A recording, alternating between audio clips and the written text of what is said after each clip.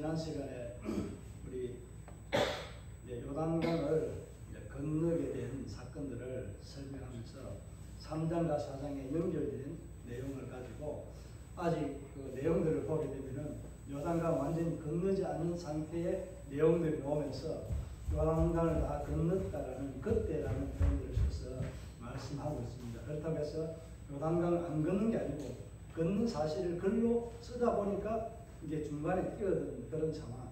우리가 영화를 보게 되면은 드라마나 이런 것들은 우리가 현실을 보니까 설명을 그렇게 안 해도 아 이런 장면이 이렇게 지나가는구나 하는 것을 알게 됩니다. 그죠?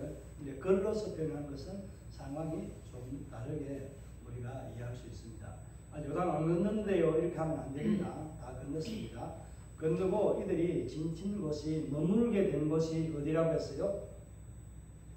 길가에 있는 게 아니고 길가라고 하는 길갈이라고 하는 곳이 있습니다. 이 여리고 옆에 있는 주변의 평지 산이 그냥 평평하게 되는 산도 아닌 약간 언덕비슷한 그런 이제 평지와 같은 그런 땅에 진을 쳤습니다. 여러분 싸움할 때에 본부를 진을 칠 때에 어디에 쳐야 돼요?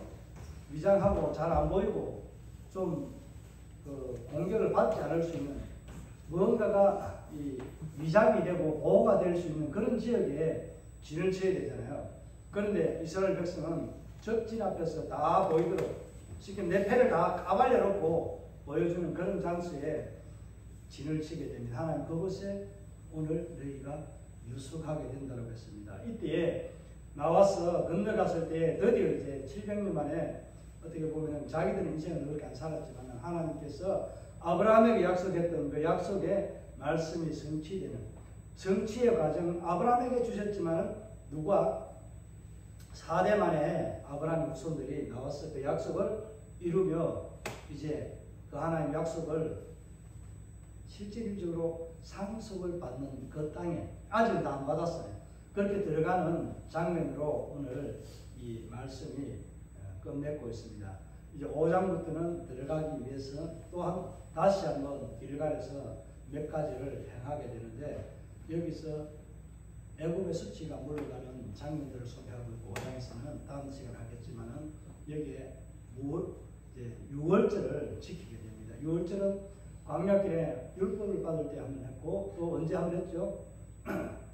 출애굽 할 때에 장자를 죽일 때 그때에 한번 했습니다. 그러니까 5장에서 6월절을 지키는 것은 실질적으로는 광야길 지나와서 세 번째 지키게 되는 6월절을 지키게 됩니다. 그런 사연들은 다음 시간에 살펴보겠지만 이런 일들이 있게 되는 그런 이제 의미 있는 장소입니다. 그래서 길갈에 어떤 의미가 있는가라고 이야기했을 때 길갈에서는 제단을 쌓아 기념비가 있는 것. 그러니까 길갈 자체에도 있지만은 요단강에도 똑같은 표시가 되어져 있는 그런 하나의 돌 무더기가 똑같은 모양으로 세워진 기념비가 있었습니다. 그리고 요단 강물이 끊어진 것도 그들 앞에는 길갈도 포함해서 본다면은 기적의 하나님을 보게 된 겁니다. 하나님만이 행하시는 그렇게 행할 수 있는 능력을 가진 그 하나님만이 베풀어준 이 일로 인해서 오늘 5장에 우리가 읽었던 말씀이 뭐예요? 1절에 홍해도 가르고 광야길을 인도했던 그 하나님의 소리를 듣고 두려워 떨고 있었는데 마지막 또 하나님의 강한 손에 그 능력을 요단 강물을 찢어버리고 앞서 행하신 하나님 보니까 이스라엘 올 때는 분명히 우리 앞에 누가 온다? 하나님이 라는 그분이 오고 있다 하는 것을 느끼게 돼요. 그러니까 그들은 오늘 간담이 녹은 거예요. 간하고 쓸개가 녹아버려요. 간하고 쓸개가 녹으면 살 수 있겠어요? 우리 간호사도 있는데 뭐 없는 사람 살아가긴 살아가더라만 기적적인 희한한 사람이고 대개 간이 녹아버리고 하면 못 삽니다. 그렇죠? 단문질도 안 되고 소화도 안 되고 아무것도 제대로 안 되잖아요. 그렇게 얼마나 그들이 두려워 떨었으면은 하나님에 대해서 이스라엘 백성이 행하는 것을 보고 이스라엘을 보고도 떨었지만은 하나님이 행하신 그 일들을 보면서 더 두려워하고 떨었습니다. 그런데 중요한 것은 제가 여러 번 말씀을 드렸는데 여러분 두려움이 하나님을 모르고 하나님을 대적하는 자들에게는 뭐라고 했습니까? 그들의 공포는요, 거기에 따라 자기의 생명을 죽이는 그 일로 들어가는 두려움이지만은 우리의 두려움은 어디로 나온다고요? 밖으로 나와서 하나님을 향해서 뭐 하는 것으로 바뀌었어요. 이 3절 4절을 보게 되면 그런 모양으로 바뀌게 되는 것을 말합니다. 너희로 무엇을 알게 하려고? 요 하나님, 내가 너희들의 강한 손을 이렇게 펴서 이런 일들을 하게 되는 이유가 뭐다? 첫째는 너희들의 하나님을, 나를 제대로 경험하게 하는 것. 위대하고 강대하신 하나님을 경험하는 게 하나님의 첫 번째 뜻이고요. 두 번째는 뭐예요? 그 하나님을 대적하는 자들은 뭐 한다고요? 산산이 부서진다라고 하는, 산산이 그냥 가루가 되어서 조각이라고 먼지가 되어서 사라질 정도로 그렇게 하나님은 심판해버리는, 표현이 그렇습니다만 두려운 하나님, 그런 하나님입니다. 그런 하나님을 우리에게는 알게 하지만은, 똑같이 알지만은 우리는 두려움이 아닌 하나님을 경외하는 것, 예배하는 자로 우리는 알게 하는 것이고, 또 두려운 자들은 하나님을 예배하도록 알게 하는데 그들은 뭐 하는 거예요? 하나님을 오히려 예배하기보다는 자기 스스로 자기에게 그 죽음의 두려움의 아산을 꽂아 넣는 거예요. 이 표현이 제가 볼 때는 좀 제일 쉬운 표현인 것 같습니다. 여러분 이해가 가시는지 모르겠어요. 이해는 또 시작했는데 얼마 안 됐는데 잘 가고 있습니다. 벌써 3월이라는 한 그 예분기 중에서 한 분기가 지나가는 마지막 달입니다. 이렇게 세월은 빨리 가죠. 예. 우리 안에 있는 두려움은 항상 믿는 자들에게는 두려움이 뭐다? 믿는 자들에게는 두려움이 없다고 했습니다. 사랑이 그 두려움을 이긴다라고 베드로도 말했고요. 사도 바울도 그렇게 말했습니다. 요한도 그렇게 말합니다. 우리의 두려움은 뭐예요? 경멸한 예배라는 것으로 바꾸어지지만은 여전히 하나님을 두려워하는 이 마음이 바뀌지 않는 자들은 하나님의 손에서 멀어진 자들, 하나님을 점점 가까이 하는 것이 아니라 멀리하는, 하나님을 배척하는 그런 불신앙의 삶을 사는 자들에게, 그들에게는 두려움이 공포로 그들에게 응습하여서 그들을 삼켜버립니다. 우리는 그 두려움의 공포가 하나님을 향해서 부러지니까 뭐가 오는 거예요? 하나님의 사랑이 우리에게 덧입혀지는 거예요. 하나님의 우산이 비올 때에 우리에게 씌워지는 것처럼 성령이 저와 여러분을 감화감동시켜 주시고 위로해 주시고 보호해 주시는 하나님의 은혜가 있다는 사실을 꼭 기억하시기 바랍니다. 뭐 할 때? 예배할 때, 하나님을 경배할 때, 하나님을 다르게 말하면 찾을 때 그렇습니다. 자, 이스라엘이 이렇게 이제 요단을 건너게 되었는데 이때 그들에게 여호수아가 시켜서 제사장들을 앞에 먼저 가게 하고 일정한 거리를 띄워서 하나님의 거룩함도 있지만 뭐 하기 위해서 지난 시간에 그들이 갈 길을 알게 하도록 하기 위해서 하나님은 일정한 거리 2000규빗이라는 거리를 띄웠다라고 그렇게 말씀했습니다. 우리가 너무 가까이 붙어가면은 눈이 우리가 이렇게 보면은 잘 안 보이듯이 이렇게 이해하면 되는데 또 뭐 설명하는 거 이런 거 굳이 한 부분에서만 이렇게 보면 잘 안 보인다는 것을 이해하시면 됩니다. 자꾸 거기에 대한 캔슬 마크 붙여가지고 이럴 때는 이렇고 저럴 때는 저렇고 이렇게 하시면 안 됩니다. 이 의미상 그렇게 우리가 하나님이 일정한 거리, 가장 중요한 것은 하나님을 가까이 하는 자는 어떻게 된다고 했어요? 죽는다고 했습니다. 하나님 그 기적을 보이실 때에 오늘부터 내 이름을 높일 것이라고 7절에서 3장 7절에서부터 올릴 할 때에 5절에 뭐라고 했어요? 너희 성결하게 하고 이런 표현들이 있습니다. 성결하게 했을 때 너희가 하나님 앞에 이 은혜를 입는데 뭐 한다고요? 하나님이 너희가 걸어가보지 못했던 그 길을 걸어가게 한다. 지금 우리가 그 길을 걸어가고 있다라고 말씀을 드렸잖아요. 우리는 예수 믿음으로 걸어가는 이 믿음의 길이요, 이스라엘도 못 걸어봤던 그런 믿음의 길입니다. 저와 여러분은 은혜의 길을 걸어가고 있다는 사실에 하나님 앞에 정말 예수 이름 앞에 감사하시기 바랍니다. 감사가 안 나와요? 아직 시즌이 안 됐나요? 감하고 사가 나오려면 정말 하나님께 감사할 것 뿐입니다. 그렇지만 우리는 연약해서 늘 넘어진다라고 하는 표현에 죄악에 찌들어 있는 이 세상 것에 눈이 가고 그런 것의 삶에 마음을 빼앗기기도 합니다. 또 어느 때로는 넘어지기도 하지만, 그러나 우리가 회복되는 길은 뭐라고 했어요? 말씀이라고 했어요. 말씀이신 예수 그리스도, 그분이 내 안에 들어오고 내가 그분을 인지할 때에 어떤 현상이 일어난다고요? 회복은 일어납니다. 그때 그 회복에는 뭐가 따라옵니까? 예수의 이름의 권세와 능력, 이 모든 것이 우리에게 따라오는 겁니다. 그래서 하늘과 땅의 모든 권세를 가지고 우리에게 뭐 했습니까? 직접 안 받았으면 모릅니까?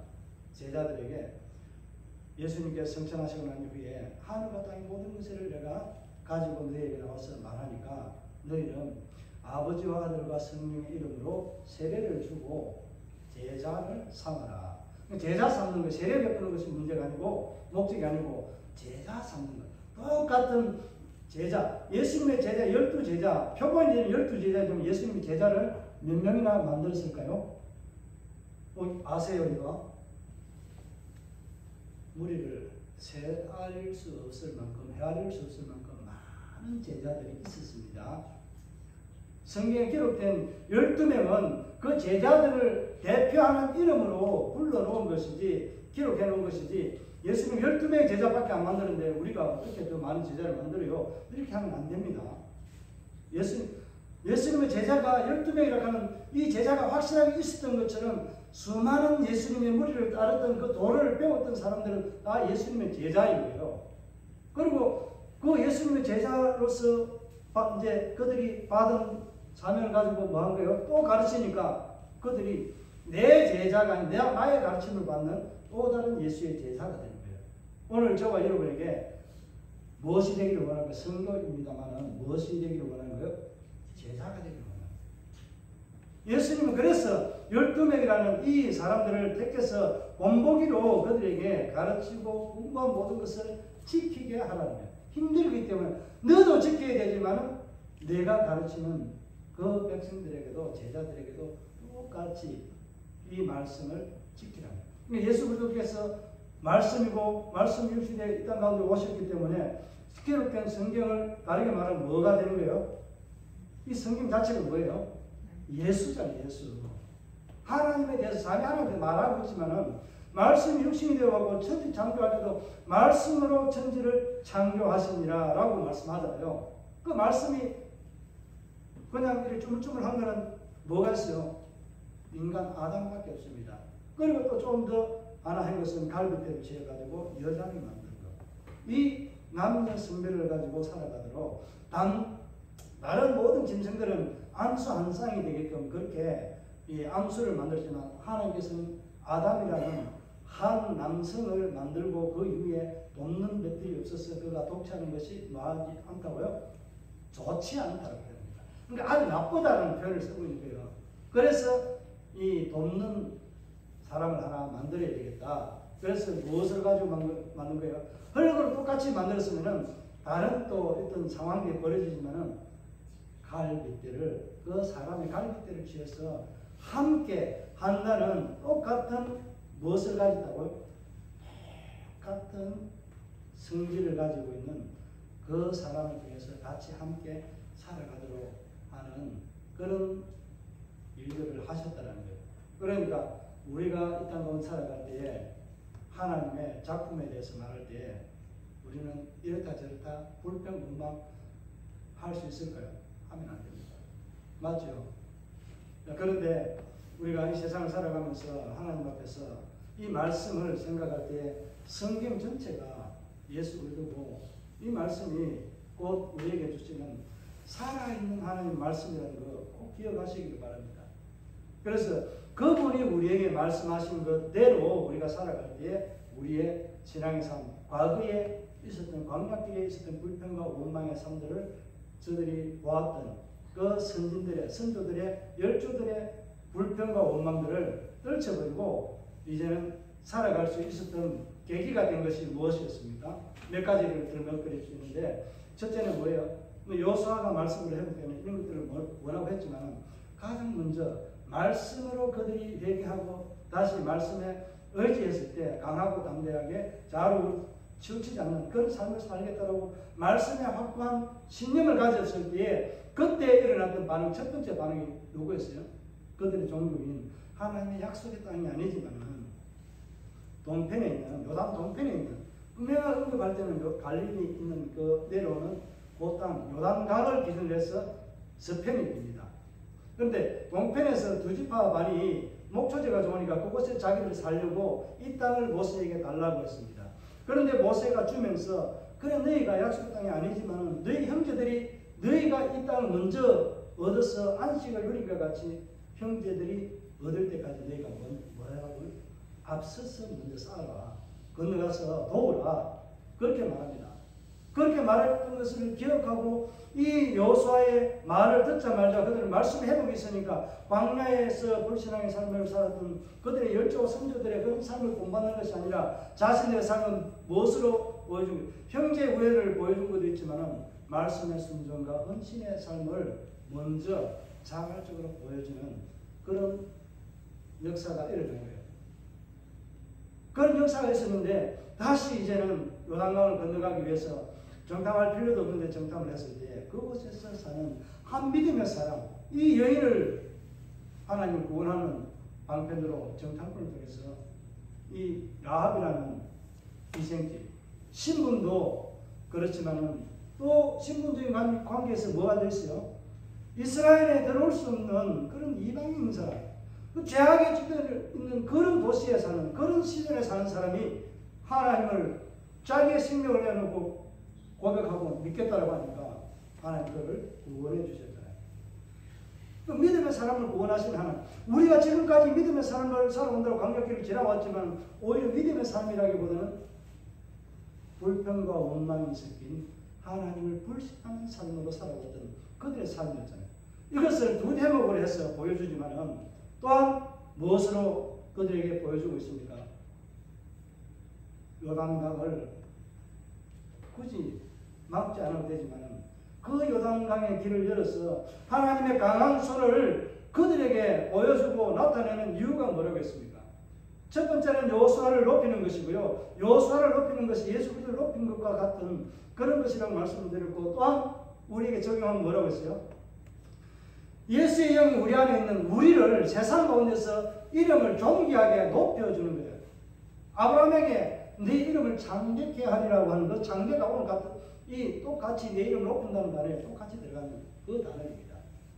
아브라함이 유명해져야 될 이유도 있잖아요. 오늘 이 시대를 살아가는 저와 여러분에게도 우리의 이름이 예수의 이름처럼 유명해져야 될 이유가 있어요, 없어요? 없어도 있다고 빨리 해보세요. 없어도 말고 있는데 더 있더라고. 강력하게 목청 놓아서 한번 아멘으로 한번 화답 마무리해 볼까요? 여러분의 이름이 예수의 이름처럼 높아질 이유가 있습니다. 아멘. 아멘. 왜인가요? 천하 만민을 구원할 그 주가 예수 그리스도를 말합니다. 그분이 어디까지 순종하니까 순종과 헌신으로 십자가에 죽고 그 멸시와 천대를 참으시면서까지 견뎌내고 우리의 죄악에 구원을 이루는 그 순간의 십자가의 죽음까지 내려가는데 그 죽음의 자리에서 다시 3일 만에 하나님께서 그를 예수 그리스도를 살아나게 하십니다. 이게 부활입니다. 얼마 안 있으면 이제 3주 있으면 부활주일입니다. 부활하신 예수 그리스도를 어떻게 했어요? 이 세상 가운데 모든 사람들이 많은 사람들이 볼 수 있도록 일시에 여러 수십 명 수백 명에게 나타내시고 또 다시 오마 약속하시면서 올라가시는데 그때 하늘 보좌 올라가서 예수님이 이 미가엘 시켜가지고 예수님이 가장 먼저 성천하시고 난 후에 이 7년 대환란하고 6번째 인을 뜰 때 6장 이후에 7장에서 마지막 인을 뜰 때에 이 설명하는 과정에서 12장에 보면 예수님이 가장 먼저 하신 일을 소개하고 있습니다.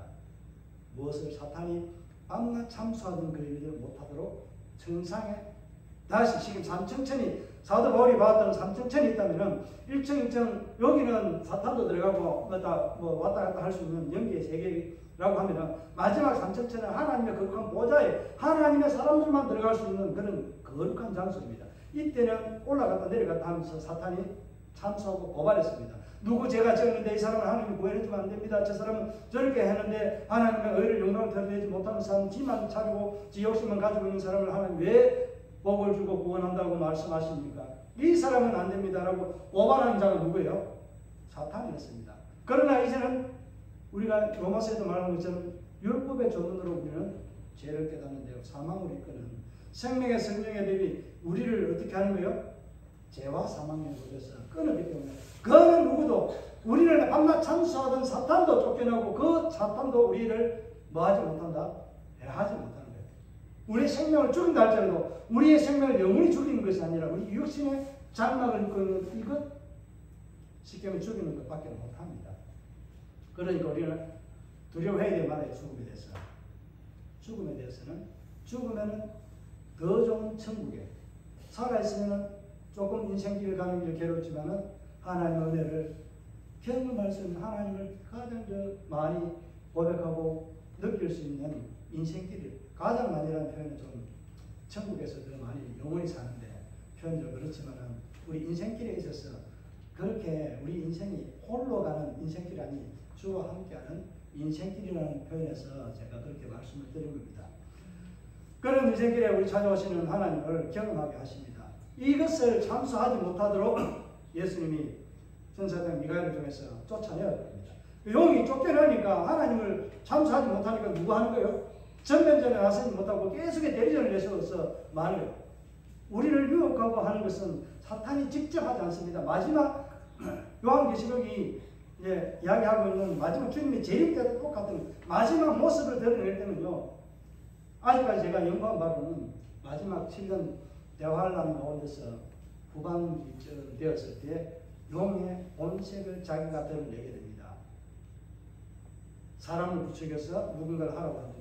이런 것들이 우리가 자기는 안 났으면 선거할 때도 지금 곧 선거 치렀다고 하거든요. 이렇게 할 때도 이때는 내가 선거를 하는 당사자면은 이렇게 하지만은 또 내가 직접 나서서 도와주지 못하면은 숨어서 예수 음지라고 하는 이 표현에서 다른 사람들을 이렇게 저렇게 하시고 이렇게 하시고 이렇게 하라고 그렇게 지시하며 그 일들을 위해서 하는 사람들 있잖아요. 이해가 가잖아요.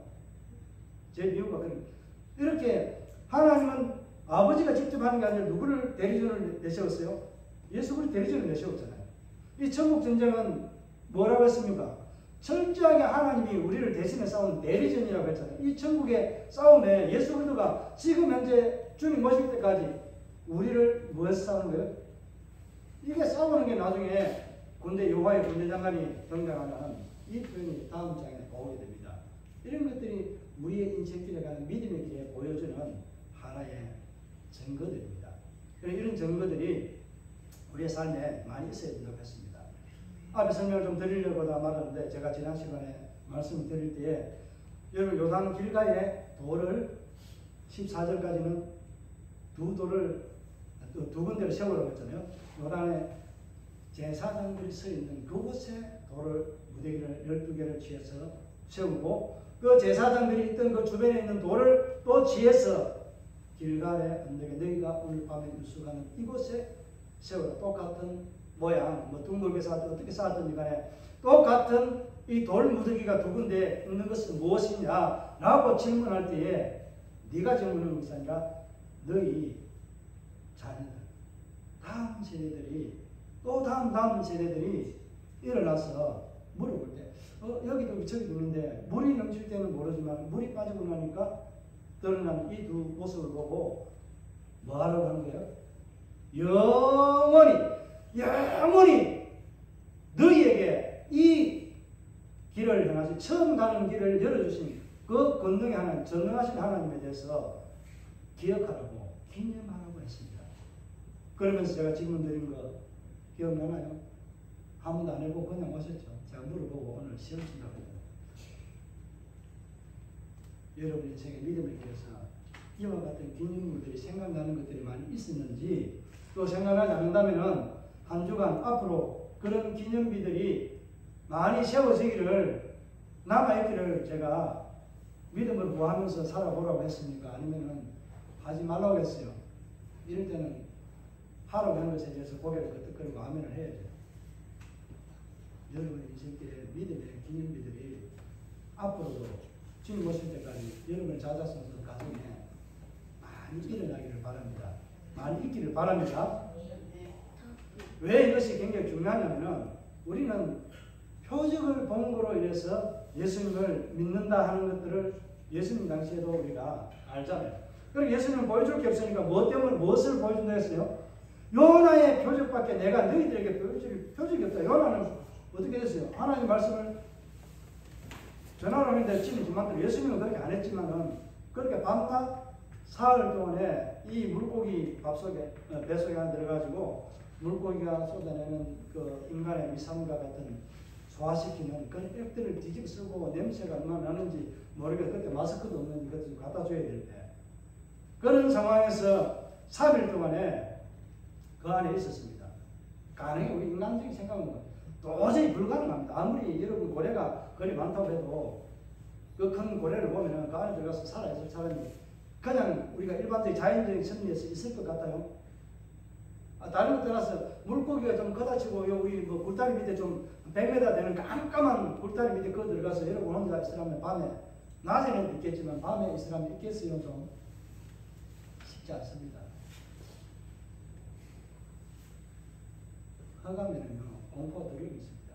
그런데 뭐 그곳에는 또 다음에 또 설명하겠지만은 요나가 물고기 뱃속에 들어갔을 때는요 성령이 함께 들어가서 그를 구해주고 있었기 때문에 어떤 현상이 있었을까요? 현상이 있었을까요? 그의 주변에는 다니엘서와 같이 세 사람을 던졌는데 뭐가 있어요? 한 사람이 예수가 불에 타지도 않고 왔다 갔다 하는 신의 아들처럼 그렇게 그 예수 그리스도의 현현입니다. 그런 모습으로 요나가 있지 않았을까 하는 생각을 해볼 수 있습니다. 이런 것들은 마음대로 상상하는 것은 좋은 것은 아닙니다. 그러나 하나님의 이 섭리와 보호 이런 것들은 우리가 생각할 수 있는 그런 수준의 것으로 뛰어넘습니다. 말씀으로 말 한마디 하니까 뭐가 돼요? 천지가 창조가 되고요. 짐승들이 있으라니까 그대로 어디에서 돼요? 자연에서 그대로 내잖아요. 그런 능력을 가진 하나님이 우리 인생길에서 물 막는 거 이거 하나 제대로 못하겠어요? 하나님 그거보다 더한 것을 가능하게 하십니다. 그런 인생의 기념비들을 세우게 하시는 하나님은 오늘 우리에게 이스라엘 백성들에게 어떤 교훈을 주기 위해서 했을까요? 하나님을 영원히 기억하도록 하는. 오늘 이 사절에 있는 말씀처럼 영원히 기억하도록 하는데 어떤 하나님? 너희 대적들을 뭐하게 하는 하나님, 두려워 떨게 하는 하나님, 그런 하나님으로 내가 너희와 함께 있겠다고 했습니다. 오늘 이 시대에 정말 우리가 이스라엘의 광야길을 갈 때 불평과 원망을 가는데 지금 우리의 삶이 아무리 힘들고 어렵다 할지라도 하나님은 우리의 대적들 앞에서 어떤 것을 하고 계실까요? 하나님의 전능하신 능력을 우리를 통해서 하게 하시고 싶은 거예요. 요단강을 가로막아서 물을 끊어서 마른 땅으로 지나가게 하는 것처럼 하나님의 역사는요, 저와 여러분을 앞에 이런 역사를 일으키고 행해서 누구의 이름을?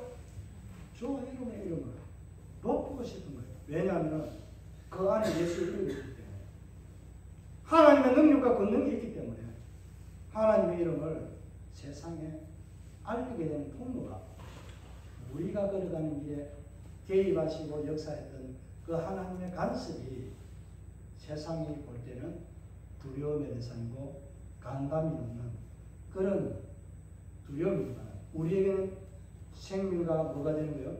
은혜가 되는 겁니다. 이 일들을 위해서 하나님은 모형적으로 가나안 땅을 들어갈 때 예수 그리스도를 철저하게 보게 하고 예수 그리스도 그분을 믿고 따라가는 그 길이 우리가 처음 가는 길이지만 가장 즐겁고 평안한 길. 예수가 그늘이시니 즐겁고 평안하구나. 이 찬송이 그냥 나온 줄 아십니까? 정말 예수가 그늘이시니까 여러분 삶의 그 길이 평안하십니까? 예수가 함께 여러분의 삶의 길에 그늘이니까 여러분이 그 삶의 평안을 느끼십니까? 다시 한번 또 두 분 하게 하면 시간도 가는데 빨리 판단하시고 그런 삶을 살아가는 삶에는 믿음에 뭐가 있다? 기념비들이 있다는 거예요. 그래서 요단강을 건너게 된 이것을 그냥 길갈의 표적이라고 말하면은 길갈의 의미는 어떤 것이 있을까요? 이것을 말씀을 드리고 오늘 말씀을 맺으려 합니다. 길갈의 의미는 요단강을 포함했습니다. 요단강을 건너게 되는 이것을 포함해서 무엇을 하기 위해서 하나님을 기억하도록 하는데 하나님의 무엇을 기억하는 거예요?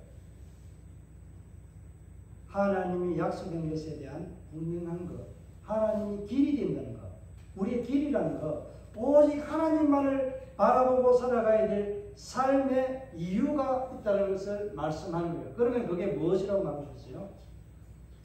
하나님을 오직 예배하는 삶. 하나님을 예배하는 자의 삶으로 이 모든 세상의 것을 주장하고 다스리고 하나님께 있는 것을 주시기를 원하는 그 하나님의 약속을 볼 수 있는 게 뭐다? 수단이 예배라는 거예요. 거기는 기도도 있지만은 예배를 통해서 하나님만을 섬기고 하나님만을 알게 하기 위해서 하나님이 이러한 일들을 행하게 하시고 앞서 행하시는 그 하나님. 예수 그리스도 그분을 따라 말씀을 따라가는 그 길이 우리 인생의 최고의 잘되고 행동하는 길이라는 것을 믿으시기를 바랍니다. 길갈의 의미가 무슨 의미라고요?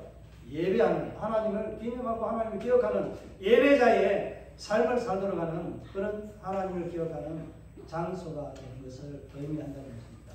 그리고 길갈에서 이제 5장에서 할 것이지만 지난번도 간단하게 한번 말씀을 드렸는데 여러분이 인생에서 가장 이제 남는 것들은 여러 가지가 있지만은 어려울 때 남았던 그 기억들 이런 것들이 우리에게 기념비가 되지만은 이 길갈에서 하나님이 그들에게 행한 것을 말할 때 우리가 시편에 보면은 이런 내용이 있습니다. 복 있는 사람은 어디에 나오는가? 시편에 나오는데 1장에 있습니다. 여호와는 나의 목자이시니 이것이 어디에 나옵니까? 23장이라고 빨리 대답해 보세요. 여호와는 나의 목자이시니 이런 내용의 고백이 나와 있는 것은 어디라고요? 23장입니다. 거기에 길진 않습니다. 5절에 보게 되면은 시인 다윗이 고백한 거예요. 뭐라고 고백했을까요? 하나님 당신이 나를 원수들 목전에서 기름을 바르고 상을 차려주시고 베푸시는 하나님. 그 사건이 일어난 것이 바로 어디라고요? 길갈. 그런 것을 여기서 적용해서 그렇게 찾아서 하나님 앞에 말씀이 이게 왜 거기서 일어나는지 오늘 5절의 말씀을 5장 1절의 말씀을 보면 그 대답이 거기 뭡니다.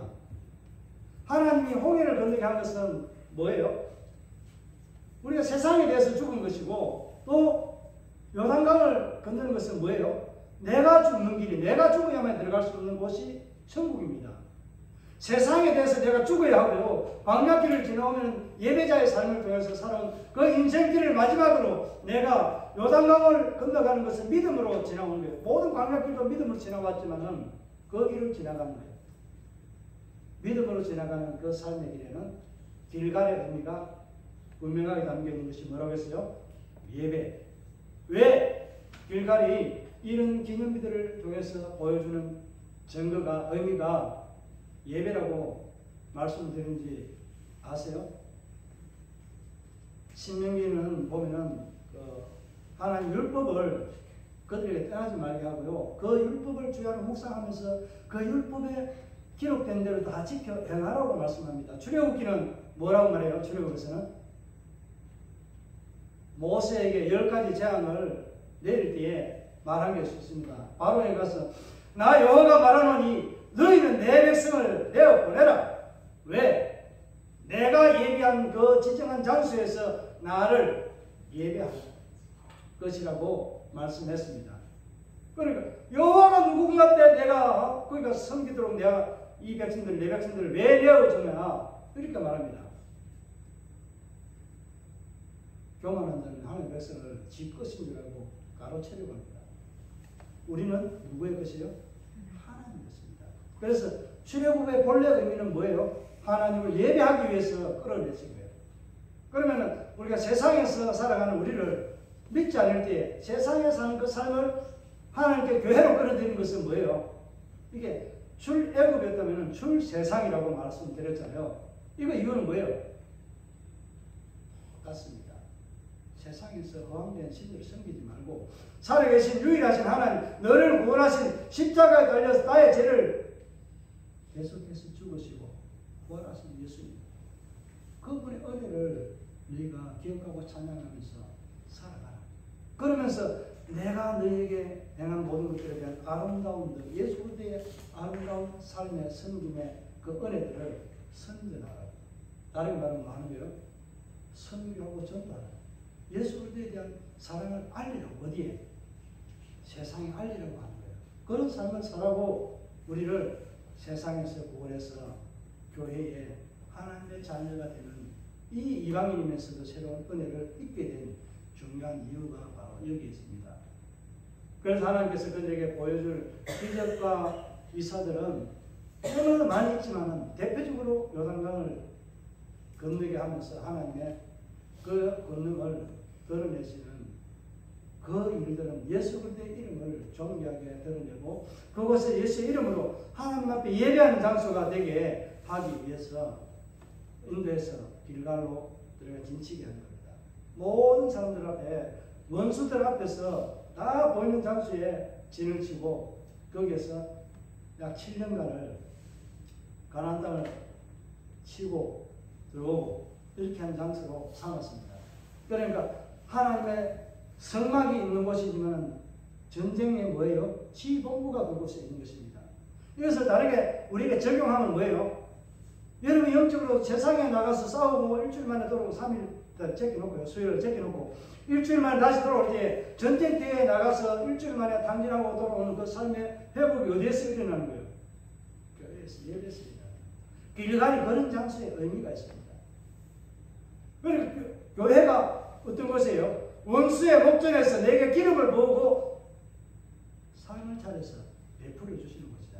성찬식 하잖아요. 이게 그런 의미가 있습니다.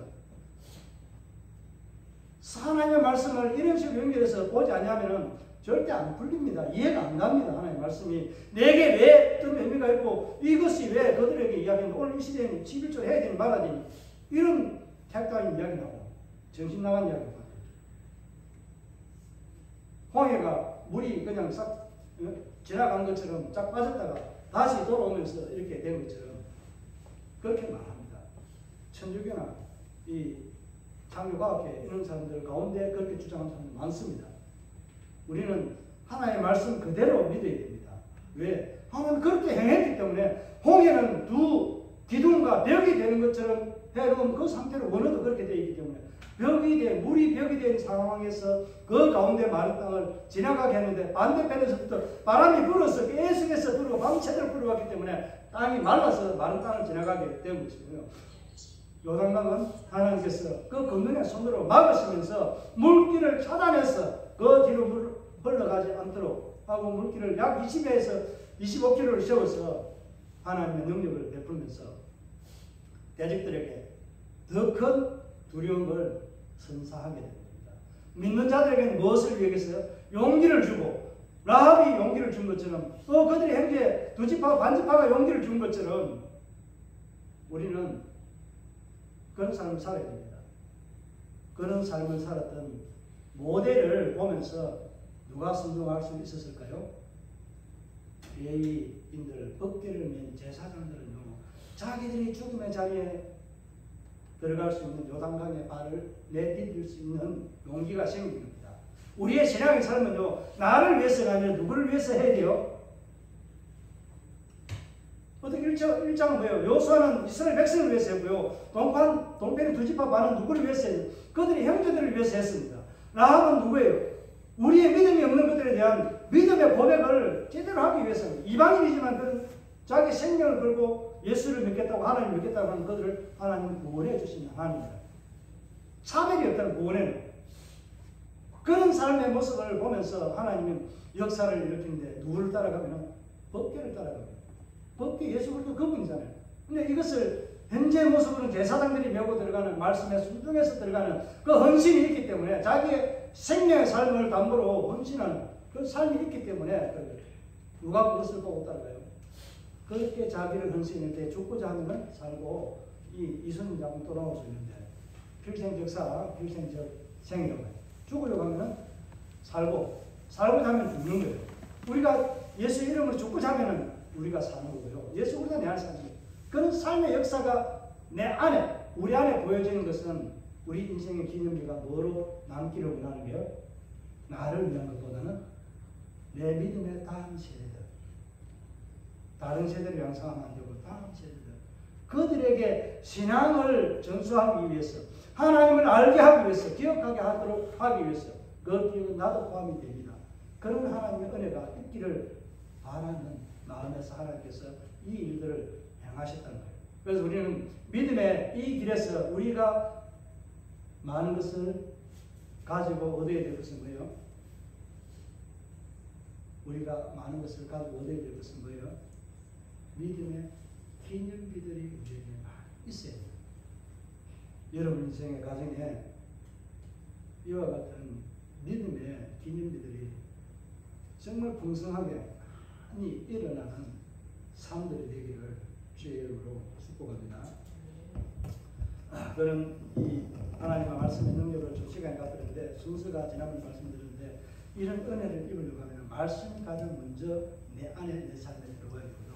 그 말씀을 내가 뭐 할 때? 믿을 때.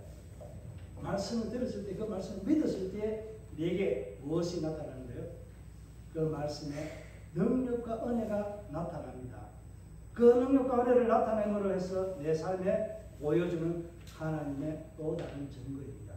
이런 패턴으로 계속해서 이 과거에 하나님께서 창조하시고 난 이후부터는 지금 오고 오는 모든 세대들에게도 이와 같이 말씀이 문제고 그 말씀을 따라 믿을 때에 그 믿는 믿음의 삶의 역사하는 것이 말씀이 역사하기 때문에 말씀의 능력이 나타나는 것이고 그 말씀에 순종하는 나에게 그 삶으로 하나님은 뭐 하시는 거예요? 보여주는 거예요. 이 보여주는 것이 여러분의 믿음의 삶의 기념물들이 된다는 거예요. 이런 믿음의 기념비들이 여러분의 삶에 풍성해지기를 원합니다. 이것이 무엇이라고 해서 지난번에도 말씀드렸지만 말씀인데 순종과 헌신입니다. 기억하셔야 돼요.